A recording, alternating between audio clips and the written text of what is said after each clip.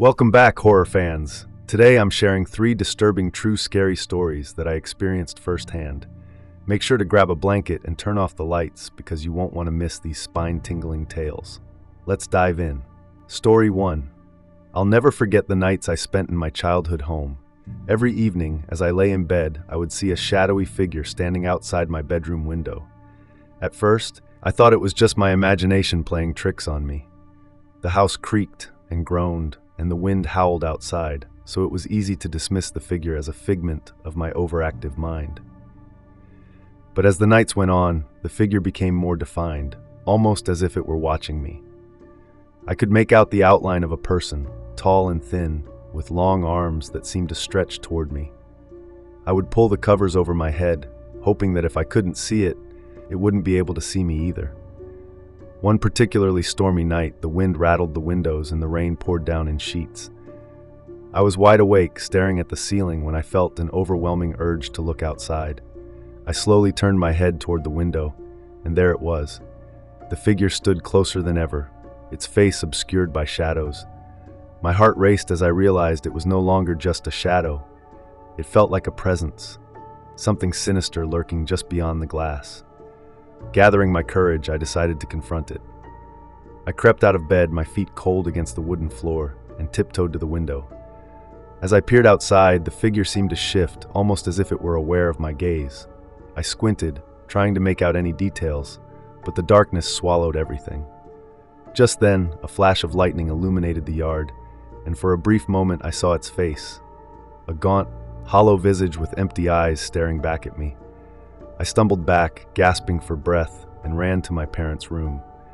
I shook them awake, pleading with them to come see. But when we returned to my room, the figure was gone.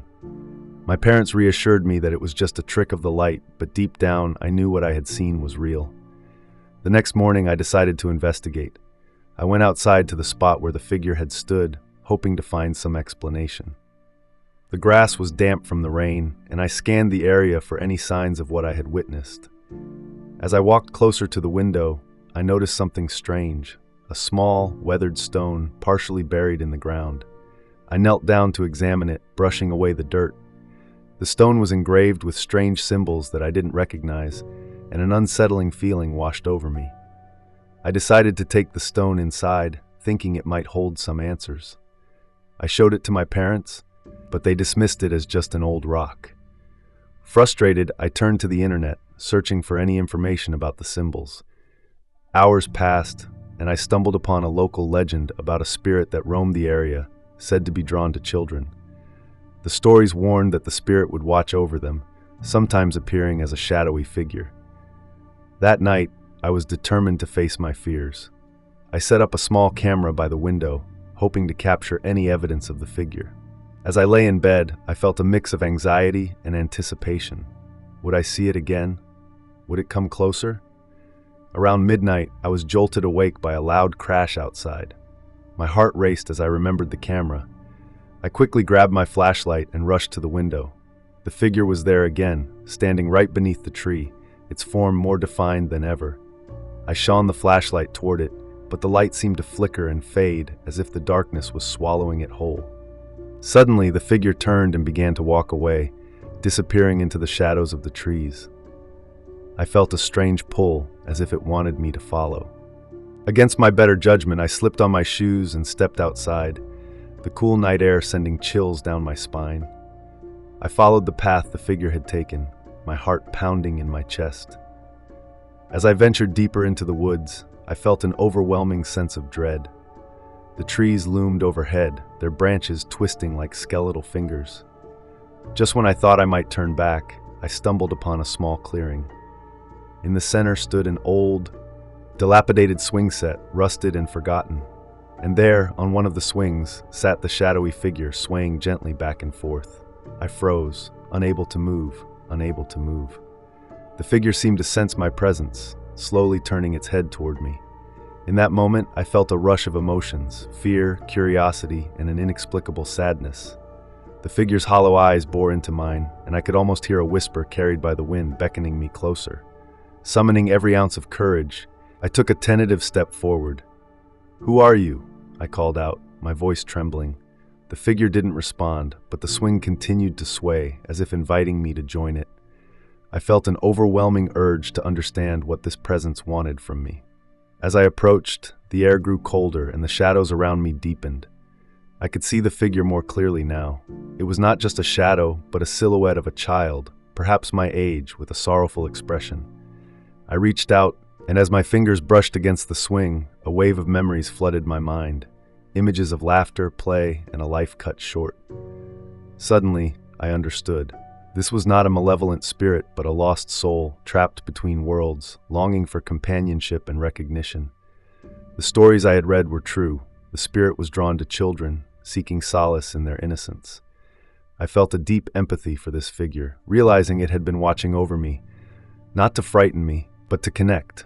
"Are you lonely?" I whispered, tears welling in my eyes. The figure nodded slowly, and in that moment, I felt a bond form between us. I knew I couldn't save it, but I could acknowledge its existence. "You're not alone anymore," I promised. "I see you." With that, the figure smiled faintly, and the air around us began to shimmer. The shadows receded, and I felt a warmth envelop me. The swing came to a stop, and the figure slowly began to fade, its form dissolving into the night. I watched as it disappeared, leaving behind a sense of peace. I returned home, my heart lighter than it had been in weeks. The shadow in my window was no longer a source of fear, but a reminder of the connection we all share, even with those who have passed on. From that night forward, I never saw the figure again. Story 2. Years later, I moved into a new home with my partner. We loved the place, but strange things began to happen. Doors creaked open on their own, and we often heard whispers at night. At first, we brushed it off as the house settling, or our imaginations running wild. But as the occurrences became more frequent, we couldn't ignore them any longer. One evening, we hosted a dinner party, excited to show off our new home to friends. The atmosphere was lively, filled with laughter and the clinking of glasses. As the night wore on, I noticed a chill in the air. Despite the warmth of the gathering, I shrugged it off, attributing it to the drafty old house. As we sat down for dessert, the lights flickered, and a sudden hush fell over the room. My partner and I exchanged glances, but our friends seemed oblivious, engrossed in conversation. Just then, a loud bang echoed from the kitchen, causing everyone to jump. I excused myself to investigate, my heart racing. When I entered the kitchen, I found the pantry door wide open, even though I was sure I had closed it earlier. I stepped closer, peering inside, but it was empty. Just as I turned to leave, I felt a cold breeze brush past me, and the door swung shut with a force that rattled the dishes on the counter. I returned to the dining room, trying to shake off the unease. As the night continued, I noticed a shadow moving in the corner of my eye, darting just out of sight. I dismissed it as fatigue, but the feeling of being watched lingered. Later, as we gathered in the living room for games, one of our friends, Sarah, suddenly stopped mid-laugh. "Do you guys feel that?" she asked, her expression turning serious. The room fell silent, and we all nodded, feeling the oppressive weight of the atmosphere. "I think there's something in this house," she said, her voice barely above a whisper. "I've been feeling it since we arrived." The others exchanged nervous glances, and I felt a chill run down my spine. Determined to confront whatever was haunting us, I suggested we try to communicate. We gathered in a circle, holding hands, and I lit a candle in the center of the room. The flickering flame cast eerie shadows on the walls as we closed our eyes, focusing on the energy around us. "Is there anyone here with us?" I asked, my voice steady despite the fear bubbling inside. For a moment, there was silence, and then the candle flickered violently, as if responding to an unseen presence. Suddenly, the temperature dropped, and a whisper echoed through the room, barely audible but unmistakable. "Help me," it pleaded. My heart raced as I opened my eyes, looking around at my friends who were equally startled. "Did you hear that?" I asked, my voice trembling. They nodded, wide-eyed. I felt a surge of compassion for the spirit, realizing it was not here to harm us, but to seek help. "Why are you here?" I asked, hoping for a clearer response. The candle flickered again, and the whispers grew louder, forming a coherent message. "Trapped, lost, find me." With newfound determination, I suggested we investigate the history of the house. The next day, We visited the local library and discovered that the home had once belonged to a family who had experienced tragedy. A young girl had gone missing years ago, and her spirit was believed to linger, searching for closure. Armed with this knowledge, we returned home that evening, ready to help the lost soul find peace. We set up a small memorial in the living room, placing flowers and a photo of the girl we had found in our research. We lit candles and spoke her name, inviting her to join us. As we did, the atmosphere shifted. The air felt lighter, and the whispers transformed into soft, soothing sounds. The candle flames danced gently, and we could sense a presence surrounding us, no longer filled with despair, but with gratitude. In that moment, we knew we had connected with her spirit. "You are not alone," I said softly. "You can move on now." The room filled with warmth, and the shadows that had once felt ominous began to fade. From that night on, the strange occurrences in our home ceased. The air felt lighter, and we could finally enjoy our space without fear. We had not only helped a lost soul find peace, but had also forged a deeper bond with each other through the experience. Our home became a sanctuary, filled with love and laughter, and we often thought of the girl who had once been our uninvited guest.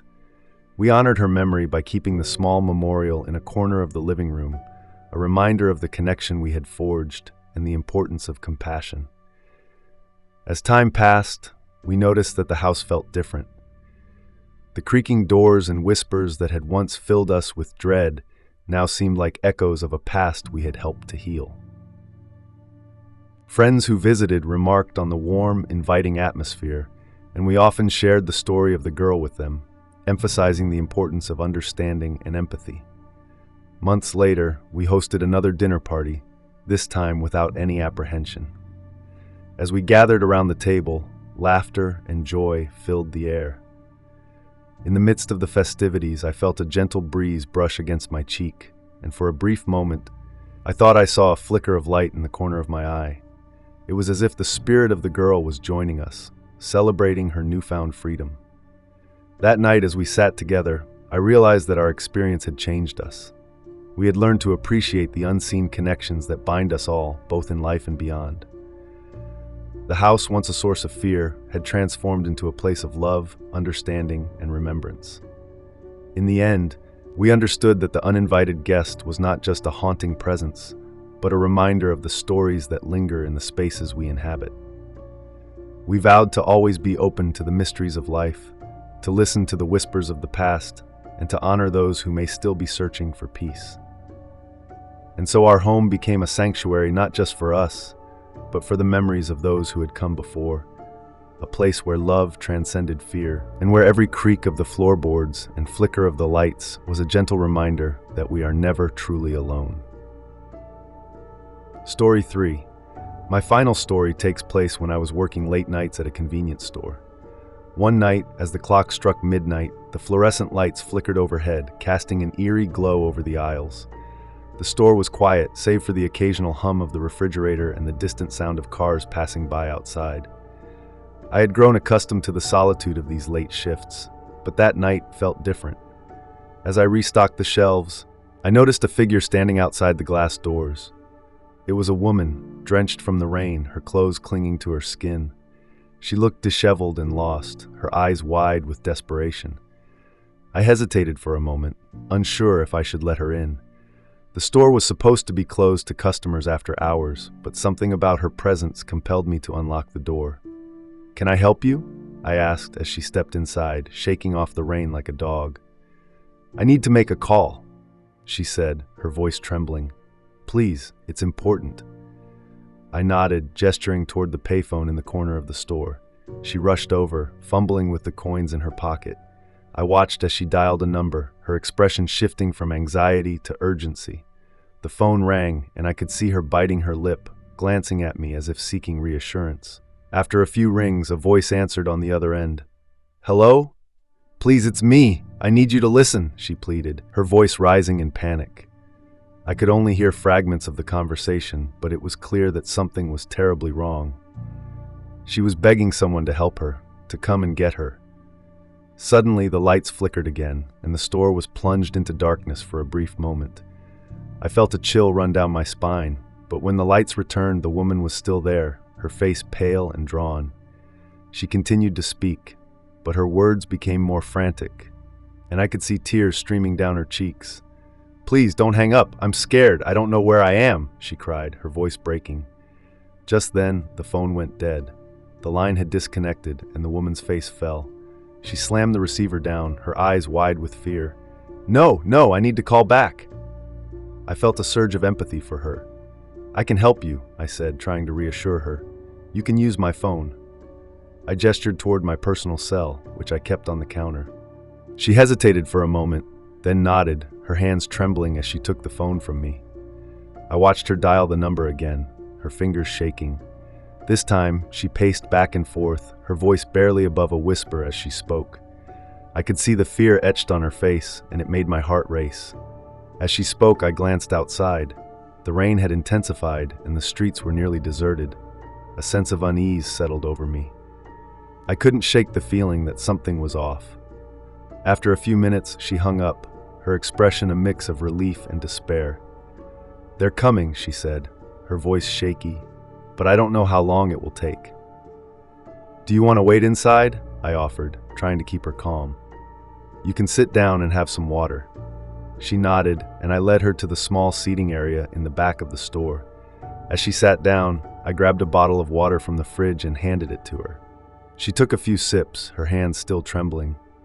"Thank you," she said, her voice barely above a whisper. "I didn't think anyone would help me." I sat across from her, trying to keep the conversation going. "What happened? Are you in trouble?" She looked down, her eyes filled with tears. "I was at a party with some friends, but things got out of hand. I felt unsafe, so I left. I thought I could find my way home, but I got lost. I didn't know who else to call." Just then, the lights flickered again, and I felt a shiver run down my spine. I glanced at the clock. It was nearly 1 a.m. "Do you have someone who can come get you?" I asked, trying to keep my voice steady. She shook her head. "I don't know if they'll come. I don't want to put them in danger." Before I could respond, the door swung open, and a man stepped inside, drenched from the rain. He looked around, his eyes landing on the woman. "There you are. I've been looking everywhere for you," he exclaimed, rushing toward her. The woman's face lit up with a mix of relief and fear. "Jake, I thought you weren't coming." The man, Jake, looked at me with a mix of gratitude and concern. "Thank you for helping her," he said, his voice steady but urgent. "We need to get out of here." I stood up, feeling a wave of protectiveness wash over me. "Is everything okay? What happened?" Jake glanced at the woman, then back at me. "It's complicated. We just need to leave before." Before he could finish, the store's door swung open again, and 2 more figures stepped inside. They were men, their faces obscured by the shadows, but their presence sent a chill down my spine. "Where is she?" one of them growled, scanning the store. Panic surged through me. I realized that the situation was far more serious than I had initially thought. "You need to leave now," I urged Jake and the woman. "I'll call the police." "No," the woman shouted, her eyes wide with fear. "They'll find us." Jake grabbed her hand, pulling her toward the back exit. "We have to go, now." I felt a surge of adrenaline as I moved to block the entrance. "You can't just leave. They'll see you." The men were getting closer, their voices low and threatening. "We know you're in here. You can't hide." In that moment, I made a decision. "Follow me," I whispered urgently, leading them toward the stockroom at the back of the store. I pushed open the door and ushered them inside, closing it quietly behind us. The room was dimly lit, filled with boxes and shelves. I could hear the men's voices growing louder outside, and my heart raced. "What do we do?" I asked, my voice barely above a whisper. Jake looked around, his expression tense. "We need to find a way out. They can't know we're here." The woman was trembling, her eyes darting around the room. "I can't go back out there. I can't." "Just stay quiet," I said, trying to keep my own fear at bay. "We'll figure this out." As the tension in the room thickened, I could hear the men outside, their voices growing more agitated. "We know you're in there. Just come out, and we can talk," one of them shouted, his tone dripping with menace. Jake turned to me, his eyes fierce. "Do you have a back exit? We need to get out of here before they find us." I nodded, recalling the emergency exit at the far end of the stockroom. "There's a door back there, but it leads to the alley. It's a risk, but it might be our only chance. "Let's go," Jake said, taking the woman's hand. I led them quietly to the back of the stockroom, my heart pounding in my chest. I could still hear the men outside, their voices echoing in the small space. As we reached the door, I paused, glancing back at the entrance. "We have to be quick. Once we open this, we need to run." Jake nodded, determination etched on his face. "On 3. 1, 2, 3. I pushed the door open, and we slipped out into the dark alley. The rain poured down, soaking us instantly, but there was no time to think about that. We sprinted down the alley, the sound of our footsteps muffled by the rain. "Where do we go?" the woman gasped, her breath coming in quick bursts.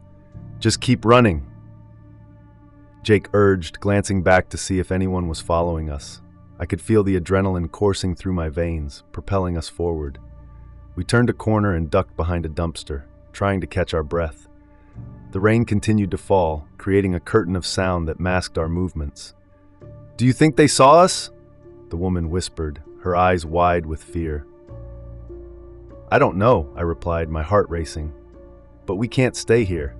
We need to find a safe place." Jake looked around, his mind racing.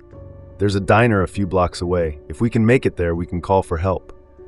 "Let's go," I said, feeling a surge of resolve. We couldn't let fear control us. We had to keep moving. As we crept out from behind the dumpster, I glanced back toward the store. The men were still inside, their voices echoing in the distance. Thanks for joining us on this adventure. If you enjoyed the journey and want to see more exciting stories like this, don't forget to hit that like button and subscribe for more content. Share your thoughts in the comments below. What would you do if you found a treasure map?